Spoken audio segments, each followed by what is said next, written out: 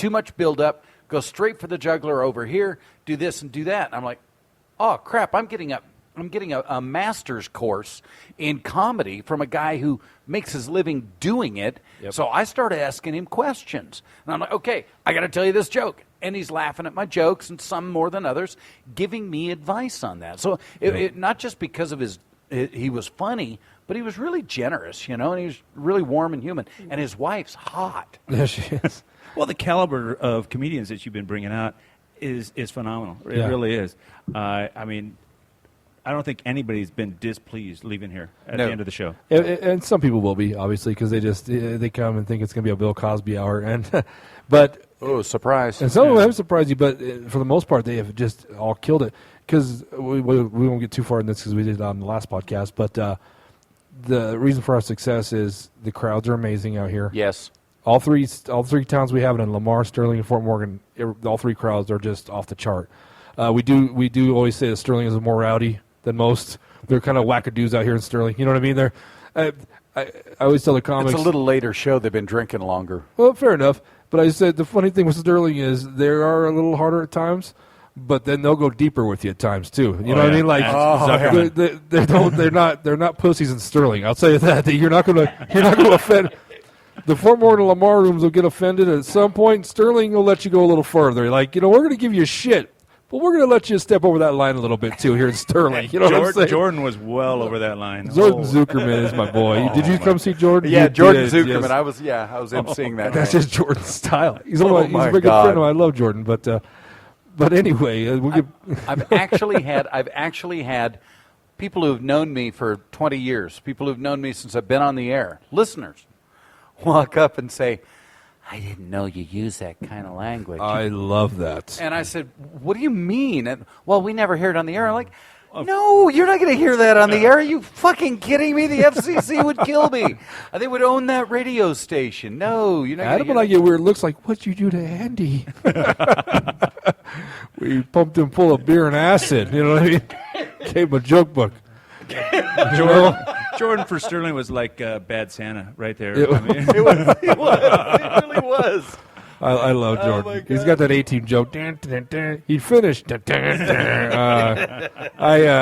there's a lot of comics I do. As a comedian, I know I'm guilty of watching a comic, and maybe I'll laugh out of respect. I'll appreciate the joke for sure. Sure.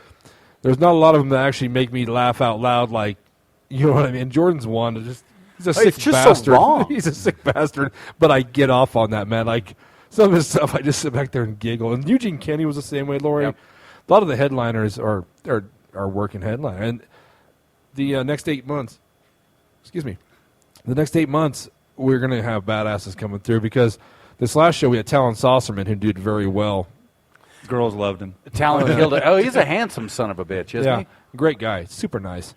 But before I found him, I was calling all the heavy hitters in Denver, and they were all in Oregon. They were in Florida. They were on a cruise. They were everywhere. And I said, hey, this is Moose Lundstrom. They're like, okay, yeah, we've heard of your shows. We want booked in. Book us in. So the next 8 months are going to be pretty incredible. We're going to bring back some of the favorites. Most every month we're going to have 2 brand new comics. The headliners are going to be brand new. And then the one of the features will be brand new. But we're going to start recycling and bringing back some of the old oldies but goodies. You know what I mean? Guys that did well out here. Crowd favorites. Yeah. Well, Bob Gaudette's going to always be out here. Yeah. Bob's a madman. Bob's my buddy. He's my boy. That man's, you know? That man's, there's something wrong with that man. I like Bob because he helps break down setup. You know what I mean? He's like our roadie / comedian. You know what I mean? And just one of the greatest guys in comedy. And I love the fact he wears the hairband T-shirt and that damn shark shirt. Like when he doesn't wear it, I don't recognize who the hell he is. You know, if you see pictures of Bob when he's growing up, bright red hair, man. I mean, like the mailman's kid. You know what I mean? Like the redheaded stepchild. So that's where Bob's at. He's gonna probably be our next podcast. Oh, excellent! Yeah, we're gonna. Where's that gonna be? When's that gonna be? I'm gonna try and get him booked up at the Down Under Club in Greeley. Kind of meet him halfway. Nice. Because I'm gonna try and bang a few of these out at a time. Vinny Montez, we're gonna get him on the. I haven't called him yet. I probably shouldn't be saying this before, but I'm sure Vinny will. He also is a producer, and he's producing some awesome shows up at Nieces up in Lafayette, Colorado. I mean, this God, July? He's got Baca and Talon Saucerman. Oh my God! Two guys we use as headliners will Holy be crap. doing. Yeah, it's gonna be a badass And show. where's this at? Yeah. Let's go. It's a go. place Road called trip, Nieces. yeah.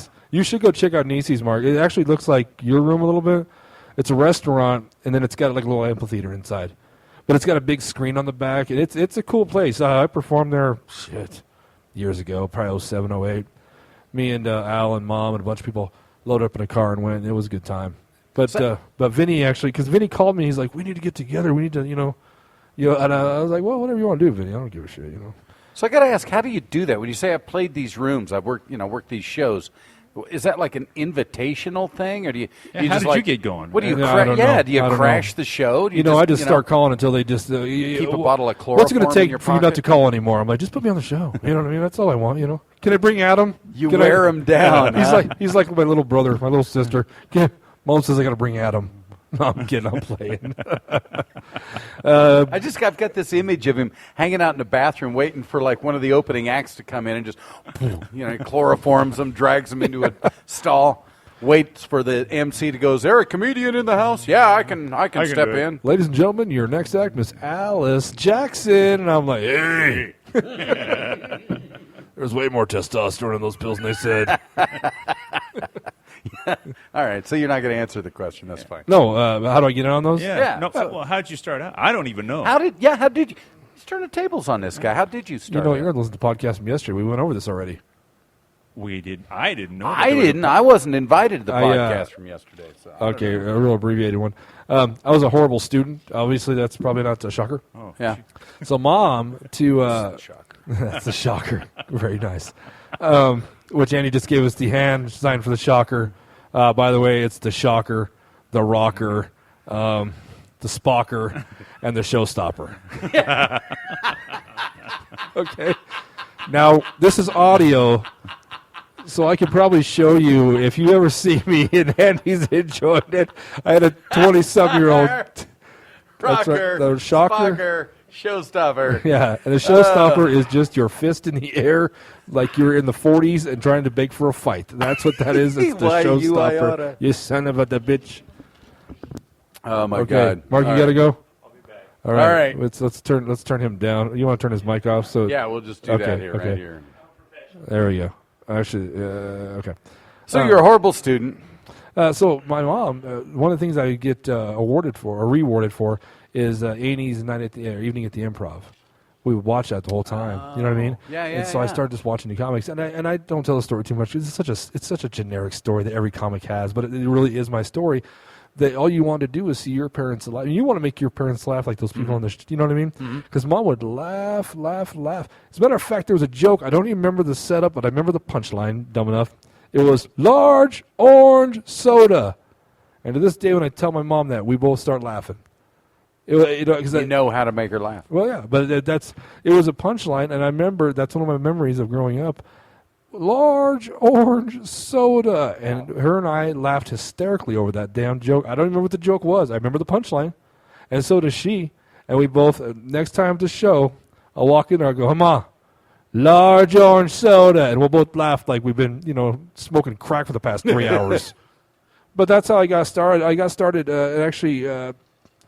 Like I said, I signed up with Comedy Works. I always wanted to try it. I looked around. You mean like for an open night? You Yeah, just put your name there and just wait to be called? I basically you call in and you sign up. You just say, "Hey, this is Moose Lundstrom. I'd like to sign up for the next show." You wait like 6 to 8 weeks because there's 140 people. So Deacon Gray is actually the guy who coordinates all that. I love Deacon Gray. Yeah, Deacon, he's a great guy. He coordinates all of it. They called me up and I went up. I did really well my first time. I had 2 minutes.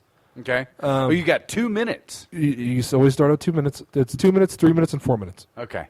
Okay. And when you master the 4 minutes, they put you in the almost famous category, and then you're on your way up. You just work your way up the ladder. All right. First time I did it, 2 minutes, and Dean goes, "I'm going to give you 3 next time." And I said, "Wow." Nice. I said, "I did really well that first time. I should be famous in, like, I don't know, next month. This is easy as shit." Yeah. Went up the second time, Andy. I have never bombed that bad in my life. And everyone has to, right? Holy shit. Isn't that the rule? Holy shit. It was awful, dude. 3 minutes is a hell of a long time to be standing on stage when they're staring at you, And no one's laughing. arms folded, like you're not even speaking the same fucking language. So did you use your first 2 minutes and then add a minute to it, or all brand new material? No, I was a stud. I had a whole brand new 3 minutes. You know, and I wish I had recorded it because as a personal challenge to myself, I'd make that 3 minutes funny if it killed me. You know what I mean? I don't even remember what it was. I remember I got hammered that night. Yeah. And, Afterwards? Before and after. Well, you a know, little before and after. I really needed to drink when I first started to get on stage. I couldn't do it I sober. understand. I just, yeah. So, Mom, I get in the car. She's like, wow, that was really bad. I go, wow. She's always honest with me. I'll give her that. And she goes, maybe not so drunk next time, huh, bud? Huh? Like she was like I love your mom, by the way. Yeah, she let me have it. And she She's was like right. all of our moms. She is. Everybody calls her mom. Every comic's your mom. Like, it's funny, like a Matt Bach and those guys, they always hug her and they always make over, and it makes her happy. Because she's awesome. Yeah, she is awesome. I got a good mom. And that bitch can take a punch. Let me just tell you, I was amazed. I seen her fist fight some guys in the parking lot, you know what I mean? She's awesome. Yeah, she's our bodyguard. She's also our doorman here. All right. And Lou. And Lou, big Lou. But see, ADD's horrible on this podcast. We keep losing track. I keep wanting to ask. You started off in Yuma, right? Is that where you're from? I was born in Yuma, but we Okay. moved to Sterling when I was like 5 years old. Oh, okay, so I keep it because Yuma and Logan County, we're very close, but it's not like Logan and Morgan counties have got, we've always had like competing football teams. Sure, We've always had a rivalry. And I think we kind of kicked your ass a lot, didn't we? Back in the day, yeah. All right, okay. Anyway. Back in the day. Anyway, You know what? I don't think Morgan even plays. Brush plays Sterling. I don't even remember how that shakes up now. Anyway, but there's never been that rivalry. So I've always been able to claim Yuma. That's the town of my birth. And my dad was born in Eckley. I love Eckley. My family homesteaded in Eckley in like 1901. no shit. Yeah. And so, there's a lot of Yuma County in me. It's that anytime that I, in the back of my mind, you get these earworms or just a little bit of music, something like a little soundtrack to your day will pop in your mind once in a while, sure. right? Yeah. When it's the banjo music, then it's Yuma calling. It's Yuma. That's awesome. Yeah. Eckley has Eckley Bar and Grill. When's the last time you were there? It burned down, I guess. They rebuilt it. Last time I was there had to have been back in 97, 98, something like that. Oh, it's been a long time. Marlene and Darlene working or no? I don't know. Twins? I was so drunk. Oh. I quit drinking. I'm a recovering alcoholic. I don't know if let's just go ahead and throw that out there. Okay. All right? I'm a recovering alcoholic. And so I quit drinking in 2000. Do you miss it? Oh, bad. All the time. Okay. All the time. I put together a recipe for like a teriyaki one time using like fresh ground ginger. And what I really needed to make it good was a little airplane shooter of Jack Daniels. All right. And I had to pour the rest of that shit. I used half of it. I had to pour the rest of that shit down the sink because I was like, all night long I just kept looking at that and I'm like, okay, this is ridiculous. Wow. So I poured it down the sink. Yeah, I miss it. I miss it bad. May I ask what brought on the sobriety? Just drinking to blackouts. Yeah. Really, honest to God. I mean, this is unvarnished truth here, right? That's what the podcast is all absolutely. Whatever you're comfortable with. My wife and I were having a conversation back in 99. I think it was about October of 99. I said something, and she said, well, yeah, we already talked about this, don't you remember? And I said, no. And she goes, we've already been over this. I told you this last night. And I said, what time? And she said, well, it was about 11 o'clock. We were discussing this last night at 11. Now, keep in mind, I get up at 4 o'clock in the morning because I'm a morning show guy, and I was then, too. Wow. And I was like, I did not remember being awake at 11 o'clock at night. And so basically I was drinking to blackout. Wow. And I was doing that several times a week. I was drinking, I was hammering back about a pint of Jim Beam, and then I'd severely damage a 12-pack on top of that every single night. Sure. And it was too much. I was killing myself. So And just There was no rock bottom, really. Just one day, just No, realized. but I could see it from where I was. Yeah. Okay. They say you got to hit rock bottom. I'd already drunk myself out of some really primo jobs. I mean, Montrose, Colorado, it's a beautiful town, Right. beautiful radio station, wonderful people surround, most of whom are still there working there. That's the kind of atmosphere it is, and I drank myself out of it. But I did that job after job after job after job. Finally, when we get back here, I was doing it again, but it was taking longer. Right. Because I'm Andy motherfucking Rice.